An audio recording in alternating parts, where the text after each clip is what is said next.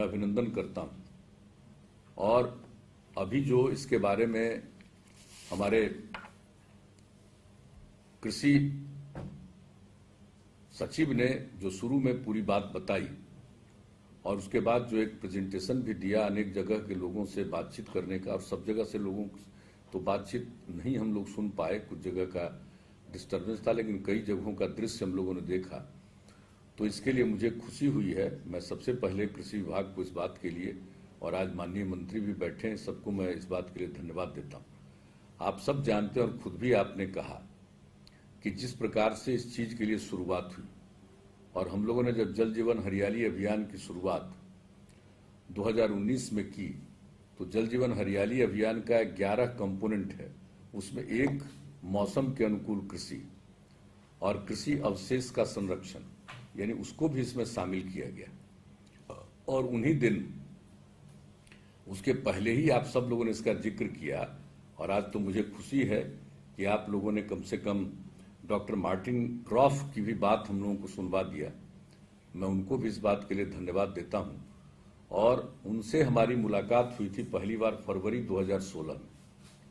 वो आए हुए थे अन्य जगहों पर, और खास करके जब आप सब जानते हैं Borlaug institute for south Asia बना, तो वो सब आते ही हैं और देखते भी हैं। और यहाँ पर आकर के जब मुझसे बातचीत हुई तो मैंने सब चीज़ों पर चर्चा की, और मौसम के अनुकूल कृषि होना चाहिए, किस तरह से आजकल मौसम में बदलाव हो रहा है दुनिया भर में। कभी वर्षापात बहुत ज़्यादा होता है, कभी सूखे की स्थिति उत्पन्न होती है, हम लोग इसके लिए पीड़ित हैं, तो कुछ इस पर होना चाहिए। तो उन्होंने कहा कि आप जो बोल रहे हैं ये बिल्कुल ठीक है, और आप जा करके Borlaug institute for south Asia Pusa को देख लीजिए। वहां पर यह काम शुरू किया गया। मुझे बड़ी खुशी हुई। और उस समय हमारे मुख्य सचिव थे अंजनी कुमार जी, इसलिए आज हम इनको बुलाए हुए कि अगर कोई बात होगा तो ये भी बता देंगे, लेकिन ये तो चुपचाप बैठे हुए हैं। लेकिन हम बुलाया इसलिए इनको कि याद करिए कि उस दिन ले गए थे आपको भी हम, और अन्य अधिकारियों को भी हम ले गए थे। वो जो बताया था डॉक्टर मार्टिन क्राफ्ट ने, तो वहां जा करके जो देखा, और 150 एकड़ के करीब में इतना बढ़िया ढंग से जो उन लोगों ने काम किया हुआ था, और जो वहां पर हम लोगों ने देखा था कि अनेक प्रकार से किया हुआ था। विसा फार्म में जैसे धान गेहूं मूंग, मक्का सरसों मूंग, सोयाबीन गेहूं मूंग, मक्का गेहूं मूंग, यानी 3 तरह की खेती है। 4 माने उसमें ही सब तरह का अलग अलग क्या क्या खेती होना चाहिए, ये करके वो डिमॉन्स्ट्रेट कर रहे थे और दूसरे लोगों को आकर के प्रशिक्षित कर रहे थे। और उसके बाहर भी आपको याद ही होगा कि एक जगह और गए, जो किसान काम कर रहे थे, उनको भी देखने के लिए हम लोग गए। तो देख करके इतनी खुशी हुई कि भाई ये तो मौसम के अनुकूल है, और बिल्कुल ही कोई कटनी के बाद कोई खुदाई का काम नहीं करते, वो सीधे उसमें फिर रोपने का काम होता है। ये सब एक एक चीज को जो देखा हम लोग, खेत में खड़ा होकर के देखे, इतनी खुशी हुई। और उसके बाद ही हम लोगों ने तय किया कि भाई हम लोगों को जो मौसम के अनुकूल कृषि की बात है, और कृषि रोड मैप हम लोग इतने दिनों से चला रहे हैं, कृषि की उत्पादकता बढ़ी है, कृषि का उत्पादन बढ़ा है, किसानों की आमदनी बढ़ी है। और बिहार में तो जितना हमारी आबादी है उसका 76% कृषि पर आज भी निर्भर है। और उसी को ध्यान में रख करके काफी डिबेट करके हम लोगों ने 12 से कृषि रोड मैप का जो शुरुआत किया, 2008 से शुरू किया, और तीसरा कृषि रोड मैप अभी चल रहा है। तो इसके लिए जो सब कुछ काम किया जा रहा था, और उसमें अनेक चीजों के बारे में निर्णय कि किस तरह से हम लोग इसको बढ़ावा देंगे, तो एक चीज यही था कि अब जो निरंतर बाढ़ के कारण नुकसान हो रहा है, सुखाड़ के कारण नुकसान हो रहा है, तो इसको देखते हुए हम लोगों को प्रेरित करें। आमतौर पर बिहार में सब लोग प्रेरित हो गए कि भाई धान और गेहूं, पूरे तौर पर यही करने लगे। तो हुआ कि भाई मौसम के अनुकूल लोग खेती करेंगे तो एक तो उनकी आमदनी भी बढ़ेगी, और ये जो संकट आता है उससे वो उनको मुक्ति मिलेगी। तो इसी को जब देखने गए तो हम लोगों को लगा कि भाई अब इसके लिए हम लोगों को काम करना चाहिए। तो उस समय जो भी हमने एग्रीकल्चर डिपार्टमेंट को कहा, सब लोग गए थे कि इस पर तैयारी करिए। तो अब बार बार कहा जा रहा था, लेकिन जो तैयारी करके लाए तो मौसम के अनुकूल कृषि का कहीं कोई जिक्र ऐसे ही अंदर में था थोड़ा सा। हमने कहा अरे भाई ये पूरा का पूरा काम हम मौसम के अनुकूल कृषि के लिए ही कर रहे हैं, ये कई चीजों की आप चर्चा कर रहे हैं, वो कोई खास बात नहीं है। ये तो कृषि का जो विशेषज्ञ है वो हर चीज पर काम करते ही हैं और सब जगह लोगों को बताया ही जाता है, लेकिन हम लोगों का मूल काम यही था। और जब दूसरी बार आए, 18 में भी आए थे डॉक्टर मार्टिन क्राफ्ट, उनसे भी हमारी मुलाकात हुई और उसमें हमने उनको भी बताया कि देखिए साहब, ये लोग इसका जो प्रोजेक्ट बनाते हैं और लाए हैं, वो प्रोजेक्ट हमारा मौसम अनुकूल कृषि के अनुरूप नहीं है। बहुत सारी चीजों का जिक्र है, लेकिन मौसम अनुकूल कृषि उसकी प्रायोरिटी नहीं है। तो हमने कहा आप भी कहिए, और ये बात हुई। इसके बाद इस पर काम करना शुरू हुआ और अभी के कृषि सचिव को हम इस बात के लिए धन्यवाद देते हैं और तत्कालीन कृषि मंत्री जी को, जो आज इस कार्यक्रम में उपस्थित हैं, प्रेम जी को, सबको मैं धन्यवाद देता हूं कि इन लोगों ने वाकई सब लोगों के साथ मिलकर के मेहनत किया। और जो मेरी ख्वाहिश थी, मेरी जो इच्छा थी कि साहब मौसम के अनुकूल कृषि पर काम करें, तो उस पर लोगों ने सही मायने में काम किया और सबसे पहला प्रोजेक्ट दिया कि 8 जिलों में हम शुरू करें। और उसी समय हमने कहा था कि भाई शुरुआत तो आप 8 जिलों में प्रयोग के लिए कर रहे हैं, ये प्रयोग है, लेकिन इसको तो पूरे राज्य में करना है। तो आज मुझे खुशी है कि 8 जिला में जो आपने काम किया उसके बारे में जानकारी दी, बहुत अच्छा प्रभाव है। और दूसरी बात है कि अब 30 जिलों में इसको शुरू करने जा रहे हैं, तो इसके लिए तो हम लोगों ने चुनाव के पहले ही इसका निर्णय ले लिया था, तो अब उसकी शुरुआत आप करा दे रहे हैं, तो ये मुझको बहुत खुशी है। और ऐसा हो जाने से किसानों को बहुत लाभ होगा। और आपने फिगर दिखा दिया कि किस तरह से गेहूं के मामले में बताए कि लोगों को कृषि में जो पैसा लगता था, उसमें जो पूंजी लगती थी वो घट गई और आमदनी बढ़ गई। तो ये इससे अच्छी बात और क्या हो सकती है? यही तो है मौसम के अनुकूल कृषि। और सिर्फ एक चीज की बात नहीं है, अनेक चीजों पर कई किस तरह का। और फिर अभी जो खेती कहीं एक बार करता है, कहीं 2 बार, और 3 बार तो बहुत कम जगह पर ही कोई करता है। लेकिन ये होगा तो 3 राउंड कृषि हो जाएगी, तो कितनी आमदनी बढ़ेगी लोगों की और कितना लाभ होगा। तो इसलिए इसके लिए अब सब जगह करिएगा। और आप लोगों ने तय कर लिया है कि इसको 5-5 गांव में भी हम लोग करेंगे, ताकि और बाकी जगह के लोगों को बुला करके उन लोगों को दिखाएंगे। तो ये बहुत अच्छी बात है। लेकिन एक बात जो अभी हमने जिक्र प्रेजेंटेशन में दे दिया कि 5 साल की योजना है। देखिए 5 साल का तो अभी सैंक्शन किया है, ये 7 अभी है। यहां पर चीफ सेक्रेटरी बैठे हुए हैं, एकदम इसका निर्धारण कर दीजिए कि 5 साल के लिए नहीं है, यह अनिश्चित काल के लिए चलता रहेगा। क्योंकि मौसम में जो परिवर्तन है ये कोई नहीं जानता है। आज जितना परिवर्तन है 10 साल के बाद और हो। हालांकि हम लोग जल जीवन हरियाली अभियान के अंतर्गत जो कैंपेन चला रहे हैं, तो आप सब लोगों को मालूम होना चाहिए कि उस कैंपेन का कितना लाभ हुआ और किस तरह से हरियाली का काम हुआ। हम लोगों ने शुरू से कहा कि जल अगर सुरक्षित है, हरियाली सुरक्षित है, तभी जीवन सुरक्षित होगा। तो इसलिए जितना जल के लिए जो हम लोगों ने कई आइटम रखा है उसके संरक्षण के लिए, और फिर हरियाली के लिए, तो हरियाली के लिए जो काम किया गया पिछले वर्ष, ये कोरोना प्रभावित पूरा था, तब भी जो हम लोगों ने जून से शुरू किया, 5 जून से, और 9 अगस्त तक जो ये काम किया गया, तो उसमें हम लोगों का जो टारगेट था 2,51,00,000 फसल लगाएंगे, पौधा लगाएंगे, और वो बढ़ करके 3,48,00,000 हो गया। तो ये कितनी बड़ी बात हुई है। और जब जल जीवन हरियाली अभियान के लिए हम लोगों ने चलाया कैंपेन, जो पिछले साल दिसंबर से, और 19 जनवरी को हम लोगों ने रखा कि इसके लिए मानव श्रृंखला बनाएंगे, तो कितनी बड़ी मानव श्रृंखला बनी। यानी 5,16,00,000 से अधिक लोगों की भागीदारी हुई, 18,000 किलोमीटर से लंबी मानव श्रृंखला बनी। तो एक एक चीज के बारे में इसको प्रचारित किया गया। तो ये सब अच्छी बातें हुई। और कृषि के क्षेत्र में जो काम शुरू कर दिया गया, और आप लोगों ने एक बहुत बड़ा काम, जो दूसरा चीज हम जो कहना चाहते हैं, वो कितना अच्छा काम हुआ, जो हमने शुरू में कहा कि भाई देखिए, एक तो मौसम के अनुकूल कृषि भी होना चाहिए, और ये जो फसल अवशेष को जलाने की प्रवृत्ति शुरू कहां से हुई है? ये शुरू हुई है आपको पंजाब से, और इसको पंजाब हरियाणा से, उसके बाद यहां भी शुरू हो गया। यहां भी शुरू के 4 जिलों में, सासाराम में, कैमूर में, और उन सब जगहों पर, और बाद में इधर भी बैठने बढ़ने लगा। तो उस समय भी हमने कहा, और आप लोगों ने इस पर काम करना शुरू किया। और सबसे बड़ी बात है कि इस पर जो आप लोगों ने अक्टूबर में ही अंतर्राष्ट्रीय सम्मेलन किया, 14-15 अक्टूबर, और कितना बढ़िया सम्मेलन था। और उसमें हमको देख करके खुशी हुई कि दुनिया के कई मुल्कों के लोग आए, विशेषज्ञ आए, और खास करके तो जो पंजाब वगैरह के भी लोग आए हुए थे उस कार्यक्रम में। और उनके एक हिस्से का ये था। और उसमें हमने बार बार कहा कि इस बात को देखिए कि ये जो काम जहां करता है लोगों को समझाना चाहिए। होता यही है कि यहां भी बढ़ता जा रहा है। उसका कारण क्या है कि जो कोई भी आता है कटनी में तो वो उसी समय बता देता है कि साहब इसको जला दीजिएगा तो आपका खेत और बढ़िया हो जाएगा, यही करके। लेकिन उसके खिलाफ जो हम लोगों ने 19 से अभियान चलाया और चारों तरफ इसके लिए बात हम लोग करते रहे। और याद करिए कि पिछली बार जो कोरोना पर भी मीटिंग होती थी उसमें भी हमने जो डीएम्स बैठे हुए कई बार एक बार ये भी कहा कि देखिए लोग जला रहा तो उसको बचाइए। लेकिन इस बार जो हम बता रहे हैं, इस बार जो हम देख रहे हैं कि इतना ज्यादा लोग माने फसल अवशेष को जला रहे हैं, जिसको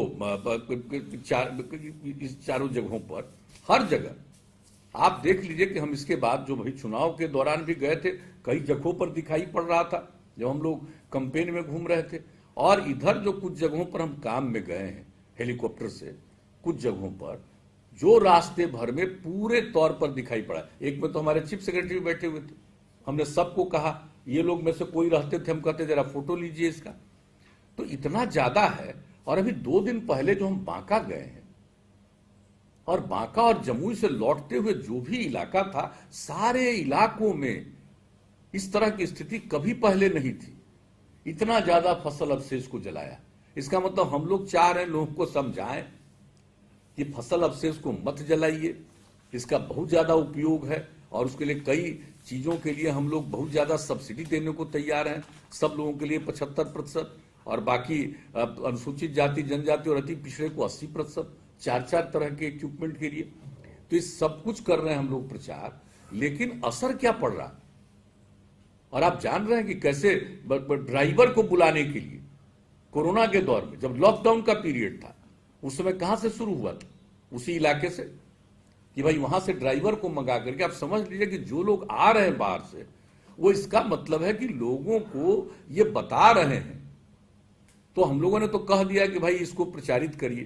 तो आज हम कहेंगे कि देख लीजिए कि क्या स्थिति। हम तो सारे डीएम्स को कहेंगे, सारे डीएम्स को कहेंगे और आपको कहेंगे। और हम यहां चीफ सेक्रेटरी साहब बैठे, वो पहले ही से तय कर दिया, आप आज तो नहीं अब जा पाइएगा, लेकिन कल से हेलीकॉप्टर हमने कह दिया है कि इस पर आप लोग और बाकी लोगों को भी लेकर के जाइए और सारे बिहार का दर्शन कर लीजिए कि किस तरह से फसल अवशेष को जलाया जाए। अब ये जो जितने लोग हैं, हम लोग सब लोगों को इस्तेमाल, सब लोगों की इज्जत करते हैं।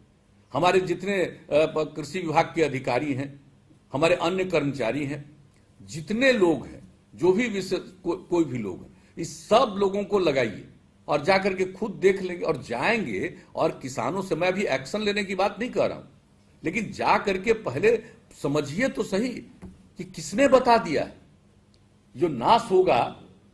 हम लोग जल जीवन हरियाली अभियान चला रहे हैं और मौसम के अनुकूल कृषि पर जोर दे रहे हैं, और ये मौसम के पर्यावरण के खिलाफ जो ये काम है, ये किसने सिखाया है? ये अपने किसानों को ठीक से समझाना पड़ेगा। इसका मतलब है कि हम लोग जो बात कर रहे हैं, ये बात कुछ खबर में तो छप जाती होगी, लेकिन सही मायने में गांव गांव में किसानों के स्तर पर हम लोगों का ये चीज नहीं पहुंचा। अगर लोगों के बीच ये चीज पहुंचा रहता, अभी आप लोगों ने कैंपेन भी चलाना शुरू किया, लेकिन मुझको लग रहा है कि वो ठीक से नहीं पहुंच रहा। अगर सब लोग जाएंगे, हमने तो शुरू में जिस दिन आपका सम्मेलन हुआ था 19 में, उसी समय कहा था कि सब लोगों को डीएम्स को, और बाद में हमने कुछ जगह पर देखा तो हमने डीएम्स को कहा कि अरे भाई पता करिए कि कौन लोग हैं, उनको समझाइए।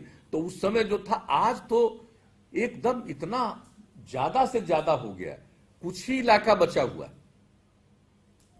कुछ ही खेत आपको बचा हुआ, बाकी देख लीजिए जलता हुआ भी दिखता है, जला हुआ उसका भी काला दिख रहा है। और काला जब जलाने के बाद उसको फिर कर लेता है, उसको उसके बाद भी दिखाई पड़ जाता है कि किस तरह से गाढ़ा दिख रहा। तो एक एक तरह से आप देख लीजिएगा और देर मत करिए। हम तो चाहेंगे कि कल से आप देख लीजिए। और हमारे गोपाल जी जो पिछली बार साथ में थे, आप भी चले जाइए साथ, और एक राउंड इन लोगों को दिखला दीजिए और बाकी सब जगह चले जाइए। अगर जरूरत हो तो आप ले जाकर के वहां के कलेक्टर्स को भी और अपने ऑफिसर्स को भी, कृषि के अधिकारी को भी बैठाइए हेलीकॉप्टर में। 2-3 दिन के अंदर आपको पूरे बिहार में अलग अलग जिलों की स्थिति की जानकारी मिल जाएगी और वो पता चल जाएगा आपको, जलाता हुआ आपको नहीं दिखेगा। लेकिन जला करके जो उसकी स्थिति है साफ दिख जाता है। तो अधिकांश जगहों पर तो भाई इसके लिए हम लोग एक तरफ तो मौसम के अनुकूल कृषि का काम कर रहे हैं, बहुत अच्छा, लेकिन ये फसल अवशेष को जलाना ये मौसम के मुताबिक बहुत खराब चीज है पर्यावरण के हिसाब से। तो अभी जाकर के आप देख लीजिए, और जब देखिएगा तब आपको समझ में आएगा, तब अपने सभी लोगों को वहां पर भेजिए। हम लोगों के पास इतने लोग हैं और वो नहीं जा रहा, और वो आकर के कोई दूसरा आता है, ड्राइवर वगैरह जो आता है वो कुछ कह दिया, वही फैल गई है बात। और पता नहीं, मैं नहीं जानता हूं, सोशल मीडिया का आजकल बड़ा भारी इंपैक्ट हो गया है। तो आप जरा देख लीजिए, आप अपनी तरफ से भी सोशल मीडिया के माध्यम से भी एक एक चीज लोगों को बताने की कोशिश करिए, और इसको भी जरा देख लीजिए कि कहीं कोई ना कोई इस चीज को बता तो रहा है। जो गलत बात है लोगों को समझ नहीं रहे हैं लोग, अभी लोगों को तो ऐसे थोड़ी समझेंगे।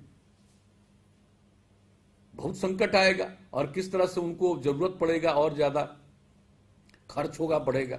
तो हम लोग तो चाहते हैं कि उनका कृषि में खर्च घटे और आमदनी बढ़े, और ज्यादा से ज्यादा कोई भी मौसम में कृषि का इस तरह का उसका जो हो जाएगा, अलग अलग तरह से किसी इलाके में कौन सा इफेक्टिव है, जो आप ये करना शुरू करिएगा सारे पूरे 38 के 38 जिलों में, और 5-5 गांव में जब इसका आप शुरू करा दीजिएगा, सब जगह का लोग आकर के देखेंगे, और उसके बाद जो इसका असर पड़ जाएगा। तो एक बात तो ये हमने कह दिया कि साहब फसल अवशेष वाले चीज को देखिए, और दूसरी चीज है कि ये जो चीफ सेक्रेटरी साहब दोहरा करके हम इस बात को कह रहे हैं, ये अभी का न है, 5 साल के बारे में किया है, लेकिन ये कभी मत कहिए ये 5 साल के लिए, ये तो कंटिन्यूअस हम लोगों को देखना पड़ेगा।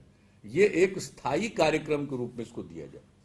माने इस 5 साल में जो कार्य योजना बनी है उसके लिए राशि का आवंटन किया गया है, लेकिन आप ले आइए और ये पॉलिसी का डिसीजन हो जाए कि ये बात आगे चलेगा। अभी के लिए ना पैसा अलॉटेड है, इसके आगे जो जरूरत पड़ेगा और ज्यादा राशि की जरूरत पड़ेगी, और ज्यादा अन्य जगहों पर। आज आप जिला की बात कर रहे हैं, तो कल होकर के कुछ जिला और नया बन जाए, तो सब जगह के लिए तो करिएगा ना।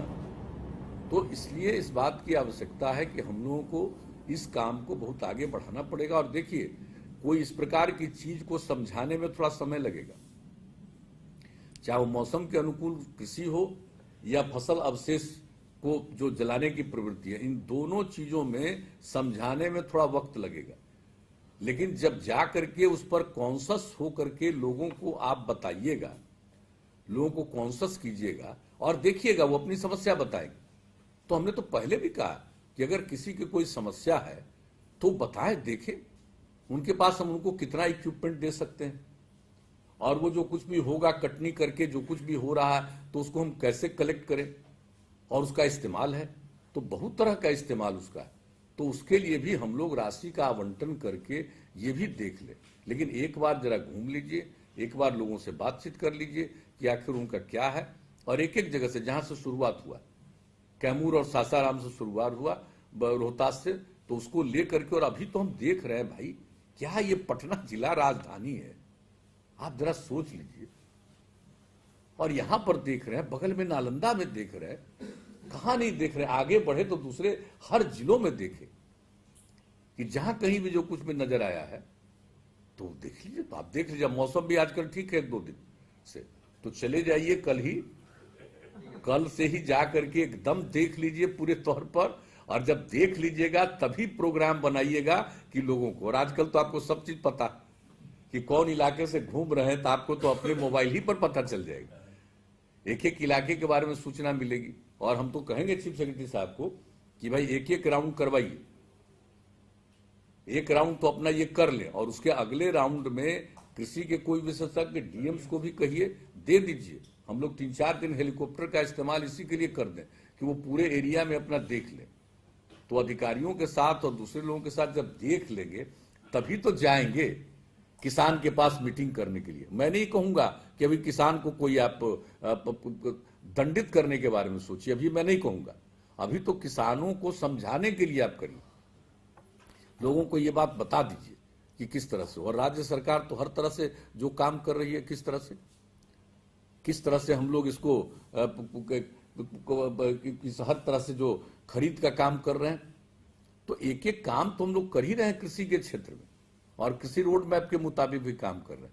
लेकिन जो आपका ये चीज शुरू हो जाएगा मौसम के अनुकूल कृषि वाला कार्यक्रम, ये बहुत इफेक्टिव होगा। एक तो इसको लोग समझ लेंगे और दूसरा पर्यावरण को संकट में न डालें, और इससे आपको खेती का फायदा नहीं है, नुकसान ही है जलाने से। तो ये दोनों बात कर लीजिएगा और थोड़ा वक्त लगेगा। एक बार आप देख लीजिए कि हम लोग ये 19 से कैंपेन चला रहे हैं। बताइए, अंतर्राष्ट्रीय सम्मेलन अखबार में छपा, हो सकता है टेलीविजन पर भी आया ही होगा, लेकिन नीचे के स्तर पर तो बात नहीं पहुंच पाई। और नीचे के स्तर पर जो हम देखे पिछले वर्ष, उसकी तुलना में इस पर बहुत ज्यादा है। 19 में जितना हम देखे थे, या एक बार हम लोग गए हुए थे 18 में जो हम लोग देखे थे, हमने कहा देखिए साहब ये कितना गलत हो रहा है। और उसके बाद तो आप लोगों ने बहुत अच्छा सम्मेलन भी कर लिया। तो अब यही हम कहेंगे, इसको बार बार हम नहीं कहेंगे कि एक तरफ जो मौसम के अनुकूल कृषि का कार्यक्रम है, इसको हम लोग निरंतर जारी रखेंगे, हर एक इलाके को प्रभावित करेंगे, और इसके लिए जो भी सहयोग की आवश्यकता हो सिखाने के अलावा हम लोग वो सहयोग प्रदान करें लोगों को। किसी चीज की जो कमी है तो वो भी वॉच करके देखिए, हम लोग उसको कृषि रोड मैप का हिस्सा बनाएंगे, नंबर 1। और नंबर 2, जो फसल अवशेष को इस तरह से नहीं करना, बल्कि फसल अवशेष का सदुपयोग है, इससे उनकी आमदनी और बढ़ेगी। वो जलाने का नहीं, इससे उनकी आमदनी बढ़ेगी। और कैसे वो इस बात को समझेंगे और क्या उनको मदद करनी है जिससे ये काम हो सकता है। तो इसके लिए हम यही आग्रह करेंगे कि ये कर लीजिए। और बाकी तो शुरू कर दिया, ये बहुत अच्छा। और आज चूंकि हम 2 दिन पहले ही देखे और ज्यादा, तो कितना दुख हुआ उसमें। इस बार तो आप नहीं थे, लेकिन आप देख लीजिए, इस बार इनको हम दिखा रहे थे। एक तरफ तो हम बैठे थे, एक तरफ तो ये बैठे थे, और ये लोग बैठे हुए थे सामने। तो हमने कहा जरा देखिए साहब कितना ज्यादा इसमें हो गया है, समूचा काला काला। अब जो जलाया है उसको भी दिखाई पड़ रहा था कि यहाँ आग लगा हुआ है, यहाँ आग लगा हुआ है, और कहीं पहले ही जला चुका। तो इसलिए इसको देख लीजिए, और जहां कहीं भी है वहां जा करके, मैं ये नहीं कहूंगा कि किसानों पर एक्शन लेने के लिए, बल्कि किसानों को समझाने के लिए और एक एक बात समझने के लिए कि आखिरकार इसका क्या रास्ता निकलेगा कि लोग इस बात से कन्विंस्ड होंगे। तो इसके लिए मेहनत आप करिए, हमको यही पूरा भरोसा है। और बाकी जितना सुंदर काम आप लोगों ने कर दिया है भाई, मैं इसके लिए आप सब लोगों को बहुत बधाई देता हूं। और ये सब चीज के लिए बताइए ना भाई, straw reaper, straw baler, reaper combiner यंत्र, मैंने जिसके लिए भी आप लोगों ने ये कृषि विभाग ने तय कर दिया, उन सब चीजों के लिए तो उनको तो बताना ही है। और इन सब चीजों के लिए और देख लीजिए कि हम लोग और क्या मदद कर सकते हैं। तो एक बार जब खुद देखिएगा, और अगर कुछ जगह पर तो हम सलाह देंगे कि आप लोग भी अगर किसी जगह पर देख लिए कि सबसे ज्यादा खराब, आपको दृश्य दिखाई पड़ देगा, दूर नहीं है, तो आप देख लीजिएगा, तो तत्काल खुद भी जाकर के वहां किसानों के साथ बैठक करिए कि भाई हम आप लोगों को समझाना चाहते हैं, ये ठीक चीज नहीं है, ये नुकसानदेह है। लेकिन ये भी जानना, हम तो शुरू से बोल रहे हैं कि कौन है जो किसानों के पीछे सब दुष्प्रचार कर रहा है, कौन है जो उनको बता दे रहा है कि उनको भाई खर्चा होगा इस सब चीज में, ये क्या करेंगे, इसको हटाएंगे तो इसके लिए पैसे की जरूरत है, अरे इसमें आग लगा दो, ये तुमको खेती के लिए और फायदा करेगा। तो ये सब चीज जो जिस तरह का दुष्प्रचार लोगों को किया है, अब आप सोच लीजिए। मैं पुनः इस बात को कहूंगा कि एक तरफ जो चीज जो इसके लिए साइंस है उसके हिसाब से जो कुछ भी है, इसका जो आकलन और अध्ययन है उसके हिसाब से क्या है, और दूसरी तरफ कौन आकर के ये गलत चीजों को समझाता। हम तो यही देख रहे हैं, इन दिनों गलत चीजों को समझाने वाले लोग ज्यादा इफेक्टिव हो गए, और सही चीजों को लोगों के मन में उसको ग्रहण करने के लिए थोड़ा मेहनत लगेगा। तो इस बात के लिए करिए, और हम समझते हैं कि इसका बहुत लाभ होगा। और अन्य जो काम हम लोग कर रहे हैं, जितना ज्यादा हम लोग इसके जो कुछ भी काम इस बार जो शुरू हो गया, आप सब लोगों को मालूम है कितने बड़े पैमाने पर हम लोगों ने टारगेट रख दिया है। 45 लाख इसका प्रोक्योरमेंट में 45 लाख मेट्रिक टन का जो टारगेट रखा है, ये कोई मामूली बात है और मिनिमम है। उससे आगे जितना भी जरूरत पड़ेगा उतना हम लोग करेंगे। प्रोक्योरमेंट। तो ये सब चीज जो किए हुए हैं हम लोग, तो इस सब चीजों के बारे में जानकारी दीजिए लोगों को, और उसके बारे में जानकारी आपको मिल जाएगी भाई प्रोक्योरमेंट ठीक से हो रहा है कि नहीं। यूं तो चीफ सेक्रेटरी ने जो मीटिंग की है, हम लोग भी एक दिन थे मीटिंग में, इन लोगों ने जो बैठक करके पूरा किया है, प्रोक्योरमेंट का काम तेजी से बढ़ा है। तो जाकर के देख लीजिए और लोगों को समझाइए कि भाई हम लोग आपके हित में काम कर रहे हैं, आप अपने हित में काम करिए और पर्यावरण के संरक्षण के हित में काम करिए। हर आदमी आता है और जाता है, तो आने वाली पीढ़ी को संकट में मत डालिएगा, और इसी को देख करके लोगों को बताइए। और लोगों ने पेड़ लगाया है, कई चीजों को मानते हैं लोग, कितना वृक्षारोपण किया। तो इसलिए इन सब चीजों को समझा दीजिएगा। लोग अगर थोड़ा समय लगेगा समझ लेंगे, तो आप देख लीजिए कि हम लोग एक ऐसा आदर्श उपस्थित कर देंगे कि सब लोग इसका आकलन और अध्ययन करेंगे। और आप देख रहे हैं कि जल जीवन हरियाली अभियान जो पर्यावरण के लिए हो रहा है, तब बोलिए यूनाइटेड नेशंस ने जो बैठक की और सितंबर में एक दिन का टाइम कहा कि भाई आप भी अपना मैसेज यहां पर भेजिए, तो आप सोच सकते हैं कि अपने राज्य में तो है ही, बाकी लोग इसको नोटिस न लें, लेकिन अंतर्राष्ट्रीय स्तर पर नोटिस लिया जाता है। और जिस तरह से अभी डॉक्टर मार्टिन क्राफ्ट ने भी जो बोला, तो आप सोच लीजिए कि बिहार में कोई काम हो रहा तो इसको लेकर के लोगों को कितना अच्छा लगा। तो इसलिए हम लोगों को सही मायने में सिर्फ औपचारिक रूप से कुछ काम को नहीं करना है, बल्कि सही मायने में इसका प्रभाव जन जन तक पहुंचाना है, और उसके लिए इस काम को करिए। लेकिन जो कुछ भी निर्णय हो चुका है उसको आपने लागू कर दिया है, और उसके लिए आज की बैठक रखी, इसके लिए आपको मैं पुनः धन्यवाद देता हूं। और सारे लोग जो शामिल हुए हैं उन सब लोगों का मैं अभिनंदन करता हूं। और मैं इतना ही कहूंगा कि भाई हमको नहीं पता है कि कितने लोगों तक मेरी बात पहुंची है। अगर आप लोगों तक मेरी बात पहुंची है तो मेरी बात पर भी गौर करिएगा, और विशेषज्ञ भी आपको बताएंगे। तो इतना ही कहते हुए मैं पुनः खास करके हमारे जो माननीय कृषि मंत्री जी हैं उनको विशेष तौर पर धन्यवाद देते हुए, और ये कहते हुए कि अब इस चीज पर सबसे ज्यादा पूरे तौर पर हर समय कॉशस रहिए और देखते रहिएगा, तो हमको लगता है कि बहुत आगे और बढ़ेंगे। तो इन्हीं शब्दों के साथ आप सब लोगों को धन्यवाद देते हुए मैं अपनी बात समाप्त करता हूं।